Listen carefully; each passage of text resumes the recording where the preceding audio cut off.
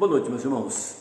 Dando sequência aí à semana que nós findamos, falando sobre a morte e ressurreição de Cristo, eu queria compartilhar ainda nessa terça-feira a palavra do Senhor, mostrando aqui que Jesus ressuscitou por nós. O texto que eu quero ler com os irmãos está em Marcos 16, de 1 a 11, que diz assim: Passado o sábado, Maria Madalena, Maria, mãe de Tiago e Salomé, compraram aromas para ir embalsamá-lo. E muito cedo, no primeiro dia da semana, ao despontar do sol, foram ao túmulo. Diziam umas às outras: Quem nos removerá a pedra da entrada do túmulo? E olhando, viram que a pedra já estava removida, pois era muito grande. Entrando no túmulo, viram um jovem assentado ao lado direito, vestido de branco, e ficaram surpreendidas e atemorizadas. Ele, porém, lhes disse: Não vos atemorizeis, buscais a Jesus o Nazareno, que foi crucificado. Ele ressuscitou, não está mais aqui, vede o lugar onde o tinham posto. Mas ide e dizei a seus discípulos, e a Pedro, que ele vai adiante de vós para a Galileia. Lá o vereis, como ele vos disse. E saindo elas fugiram do sepulcro, porque estavam possuídas de temor e de assombro e de medo, nada disseram a ninguém. Havendo ele ressuscitado de manhã, cedo, no primeiro dia da semana, apareceu primeiro a Maria Madalena, da qual expelira 7 demônios. E partindo ela, foi anunciá-lo àqueles que, tendo sido companheiros de Jesus, se achavam tristes e choravam. Estes, ouvindo que ele vivia e que fora visto por ela, não acreditaram.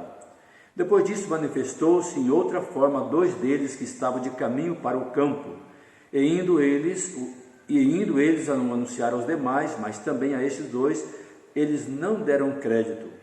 Finalmente apareceu Jesus aos 11, quando estavam à mesa, e censurou-lhes a incredulidade e dureza de coração, porque não deram crédito aos que o tinham visto já ressuscitado. E disse-lhes: Ide por todo o mundo e pregai o evangelho a toda criatura. Quem crer e for batizado será salvo. Quem, porém, não crer será condenado. Estes sinais hão de acompanhar aqueles que creem, em meu nome expelirão demônios, falarão novas línguas, pegarão em serpentes, e se alguma coisa mortífera beberem, não lhes fará mal. Se impuserem as mãos sobre enfermos, eles ficarão curados. É impressionante a palavra de Deus quando mostra aquilo que aconteceu, algo que para o Sinédrio, para a liderança judaica, eles pediram inclusive a Pilatos que colocasse guardas para que vigiasse aquele local. Independente de tudo isso, o Senhor, o Deus Todo-Poderoso, ressuscitou. E nós temos aqui, de fato, que Ele fez isso por nós. Nós temos o privilégio, pela graça de Deus, de experimentar esta bênção. E nós, pela fé, cremos naquilo que a palavra de Deus registra para nós, mostrando tudo aquilo que Deus fez na cruz. E aqui nós temos, então, esse texto bem conhecido que fala da ressurreição, mostrando algumas pessoas que puderam constatar de uma forma muito clara aquilo que Deus fez. É impressionante como, mesmo apesar de toda a revelação anterior, Jesus disse que várias vezes que Ele haveria de se manifestar, que haveria de ressuscitar depois de 3 dias, mas mesmo assim, os próprios discípulos não acreditaram. Veja como a incredulidade é terrível na nossa vida. O que nós vemos hoje é exatamente isso. E a palavra de Deus deixa isso muito claro, quando lá na segunda carta de Coríntios, capítulo 4, verso 4, ele disse ali, o Deus desse século cegou o entendimento dos incrédulos, para que não lhes resplandecesse a luz do Evangelho de Cristo. É exatamente isso que Ele tem feito. As pessoas, mesmo ouvindo tantas vezes, das mais diversas formas, através dos meios de comunicação, têm rejeitado esta palavra do Senhor. Mas pela graça nós cremos, pela fé nós aceitamos tudo aquilo que o Senhor fez por nós. Eu quero então estar compartilhando com os irmãos algumas lições, mostrando a razão pela qual Jesus ressuscitou. Jesus sofreu por nós, o que nós conhecemos como morte vicária. Hoje vamos ver que Ele venceu a morte por nós. Primeiramente, estávamos mortos. Nós vemos isso na palavra de Deus em vários momentos. Lá já no início da Bíblia, conforme Deus havia dito no princípio em Gênesis 2, 16, 17 e 4, 8, mostra ali a primeira reação, a primeira situação desse homem. E também em Efésios 2 vai dizer que nós estávamos mortos por causa dos nossos delitos. Diz ali, pela graça sois salvos mediante a fé, também de vós é dom de Deus. E lá no versículo 1 ele vai dizer, estávamos mortos nos nossos delitos e pecados. Exatamente isto que acontece com aqueles que não creem, naqueles que não estão aceitando o sacrifício do Senhor Jesus Cristo. E o que o morto pode fazer? Nós creio que você tem essa experiência de participar de ofícios fúnebres. A única coisa que pode ser feita é colocar a pessoa no caixão e dali ir para a sepultura, voltando ao pó, como a Bíblia diz. Mas nada pode fazer. Assim também o homem sem Deus está morto em seus delitos, também por causa da sua transgressão. Lá na primeira carta de João, capítulo 3, o verso 4, a palavra de Deus diz assim: todo aquele que pratica o pecado também transgride a lei, porque o pecado é a transgressão da lei. Então, ou seja, nós constantemente, mesmo conhecendo a palavra de Deus, mesmo sabendo o que Ele fez por nós muitas vezes violamos essa lei.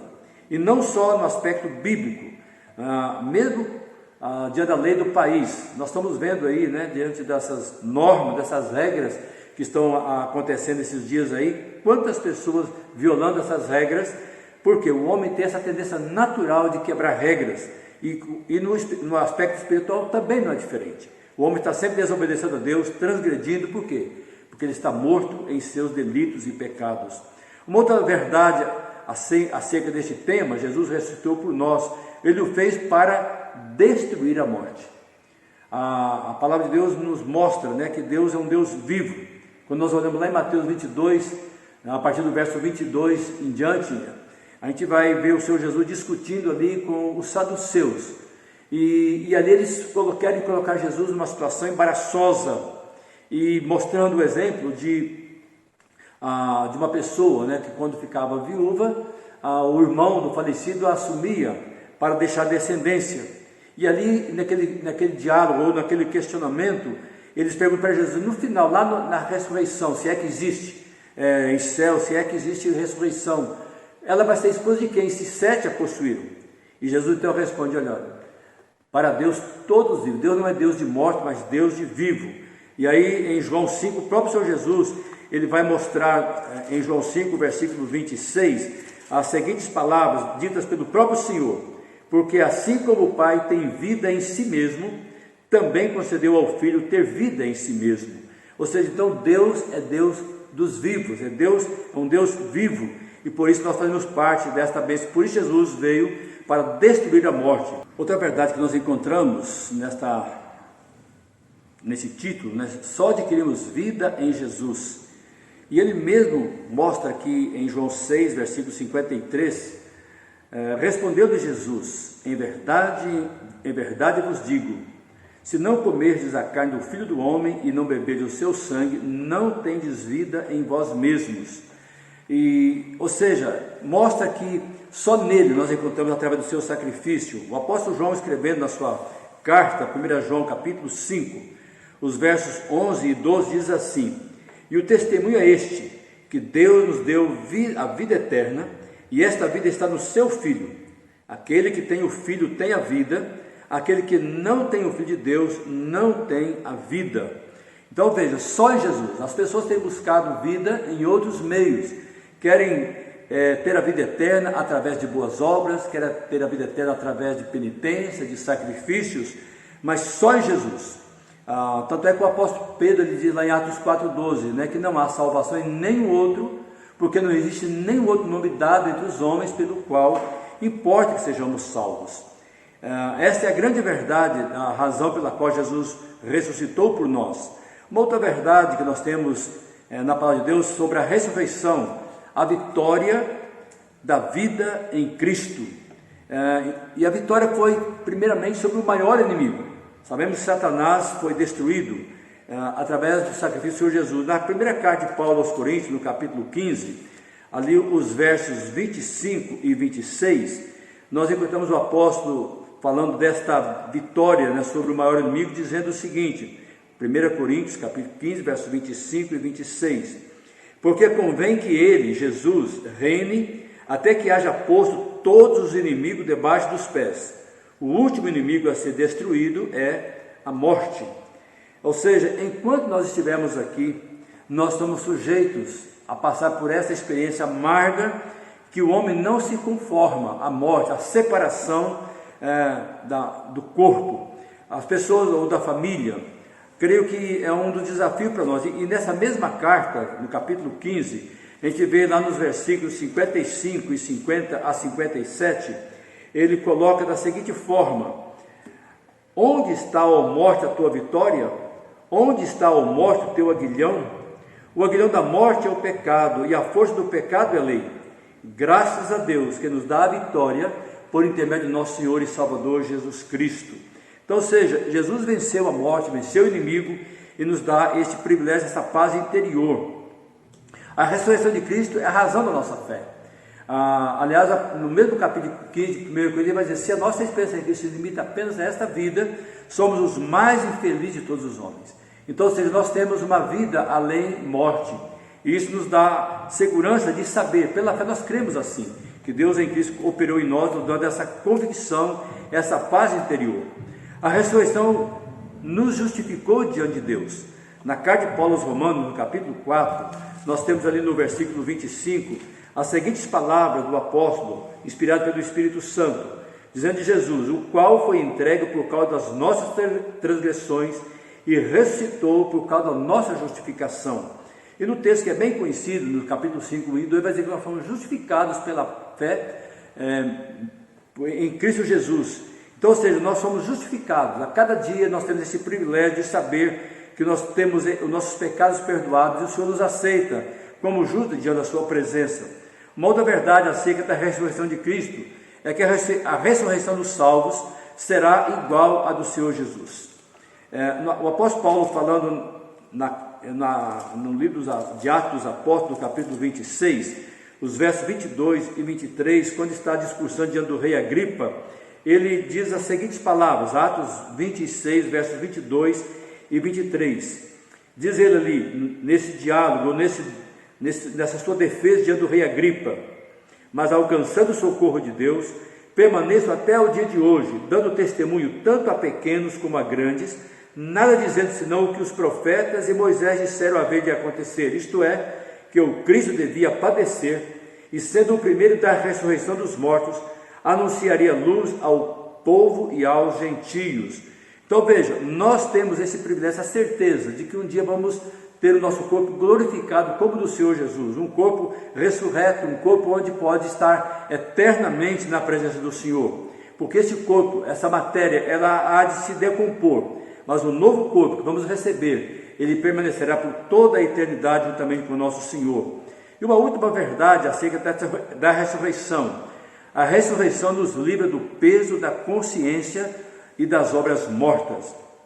Então, ou seja, o apóstolo Pedro escreve na sua carta, 1 Pedro capítulo 3, os versos 21 e 22, ele diz o seguinte, 1 Pedro 3, versos 21 e 22, falando de Jesus, a qual, figurando o batismo, agora também vos salva, não sendo a remoção da imundícia da carne, mas a indagação de uma boa consciência para com Deus, por meio da ressurreição de Jesus Cristo, o qual, depois de ir para o céu, está à destra de Deus, ficando-lhe subordinados anjos e potestades e poderes. Então veja, a ressurreição de Cristo nos libertou, nos livra do peso da consciência de obras mortas. Nós temos essa convicção de saber que somos livres, temos a consciência, podemos dormir tranquilos, sabendo que se nós partirmos esta noite, por exemplo, tenho certeza, pela palavra de Deus, pelas promessas que Ele nos faz, que nós estaremos com Ele. Tudo isso por causa daquilo que Cristo fez por nós ali na cruz do Calvário. Eu quero encerrar, então, concluir esse estudo, falando sobre que Jesus ressuscitou por nós, ou seja, na volta de Cristo, todos os mortos em Cristo serão ressuscitados e os vivos arrebatados. O apóstolo Paulo, escrevendo na sua carta aos Tessalonicenses, na primeira carta, capítulo 4, os versos 16 e 17, ele diz assim: porquanto o Senhor mesmo, dada a sua palavra de ordem, ouvida a voz do arcanjo, e ressoada a trombeta de Deus, descerá dos céus, e os mortos em Cristo ressuscitarão primeiro. Depois nós, os vivos que ficarmos, seremos arrebatados, juntamente com eles, entre nuvens, para o encontro do Senhor nos ares, e assim estaremos para sempre com o Senhor. Grande verdade, grande esperança para nós. Nós aguardamos a qualquer momento a volta do Senhor Jesus. Temos visto pelos acontecimentos, por tudo que tem acontecido nos últimos anos, que a volta do Senhor está próxima, é iminente. Mas louvamos a Deus, porque enquanto aqui estivermos, nós estaremos honrando o nome dEle, testemunhando, proclamando a sua verdade, como nós vemos o próprio Jesus falando após a sua ressurreição, para pregar o Evangelho a toda criatura.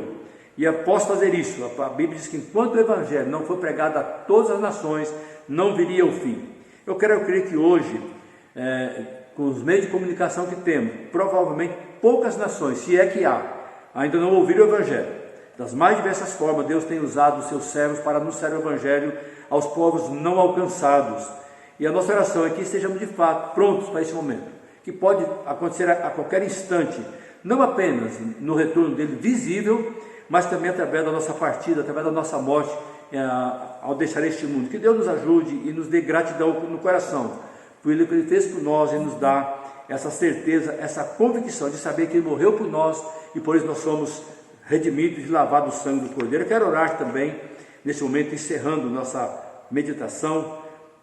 Ore conosco neste momento. Pai, nós te agradecemos e te louvamos pelo privilégio que temos de saber que o Senhor Jesus ressuscitou por causa dos nossos pecados, para nos tornar, ó Deus, na tua presença santos e irrepreensíveis, e através da sua morte e ressurreição, nós temos a certeza de um dia estarmos com o Senhor por toda a eternidade.